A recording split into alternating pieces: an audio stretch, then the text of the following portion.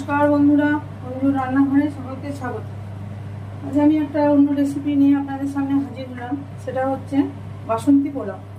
এরপর হবে পনির রেজালা। তো আমি এখন বাসন্তী পোলাওটাই শুরু করব।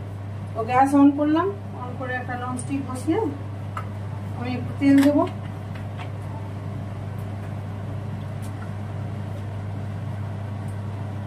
সাদা তেল দিলাম,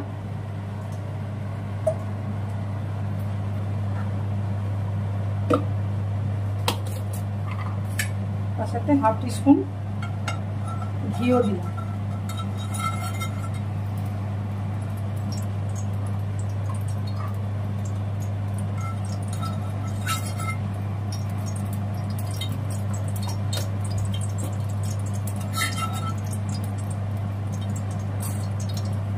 এরপর আবার এক এক করে দিলাম তেজপাতা, ওটা গরম মশলা, এলাচটাকে একটু ফাটিয়ে দিলাম, কাজু কিশমিশ সব দিয়ে দিলাম।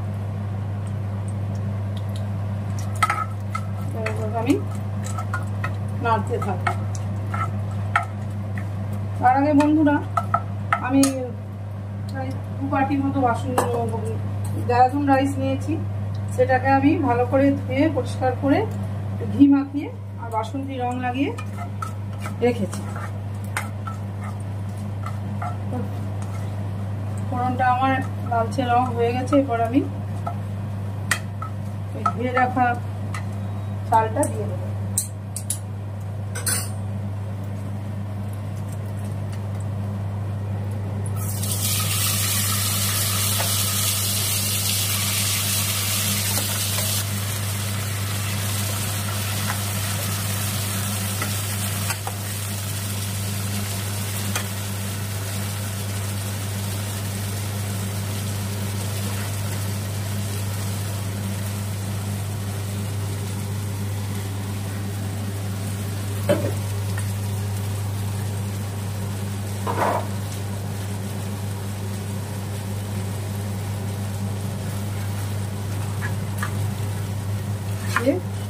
খুব ভালোভাবে নাড়তে থাকবো।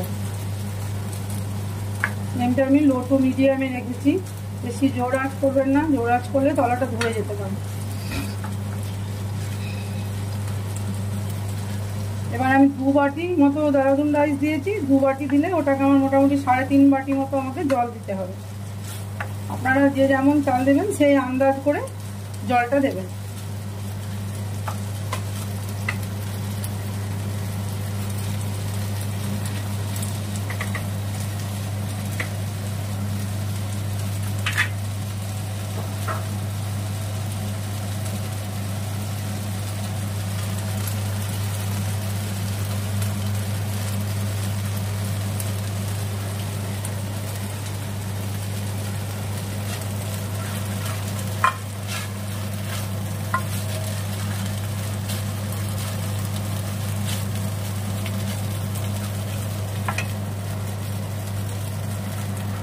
এবার জলটা দিয়ে দেবো।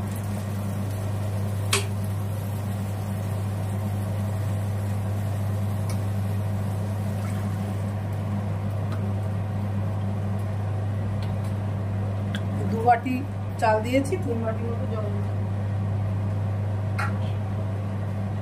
খুব ভালো করে নাড়তে হবে।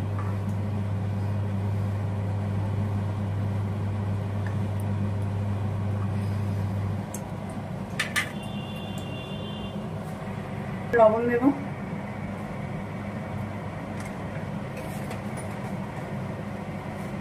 মোটামুটি ওই বাটির যে বাটিতে চাল দিয়েছি সেই বাটির হাফ বাটি মতো আমি চিনি দেব। মিষ্টিটা আপনারা নিজেদের ব্যালেন্স করে দেবেন, যে যেমন মিষ্টি খেতে ভালোবাসেন। আমরা মিষ্টি একটু কমই খাই, এই জন্য সেইভাবেই দিলাম। এবার সব উপকরণগুলো দিয়ে আমি খুব ভালো করে নাড়তে থাকবো।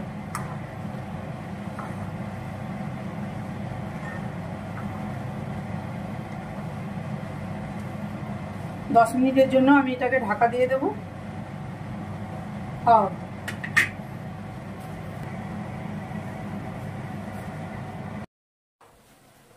ঢাকনাটা খুলে এবার দেখবো আমার বাসন্তী পোলাও কতদূর রেডি হয়েছে। তো বন্ধুরা একটু জল আছে, ওটা নামিয়ে দিলে পুরো জলটাই টেনে নেবে। আমার বাসন্তী পোলাও রেডি।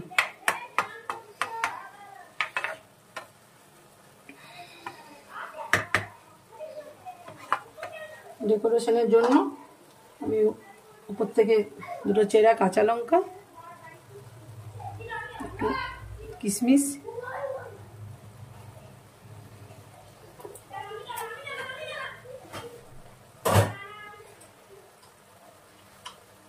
এক চামচ ঘি দিয়ে দিলাম।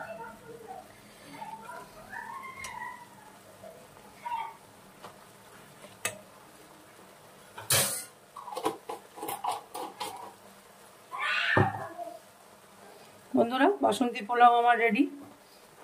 এই রেসিপিটা যদি আপনাদের ভালো লাগে থাকে আমার চ্যানেলটিকে লাইক কমেন্ট শেয়ার করবেন। তাহলে এখানেই আসছি, ধন্যবাদ।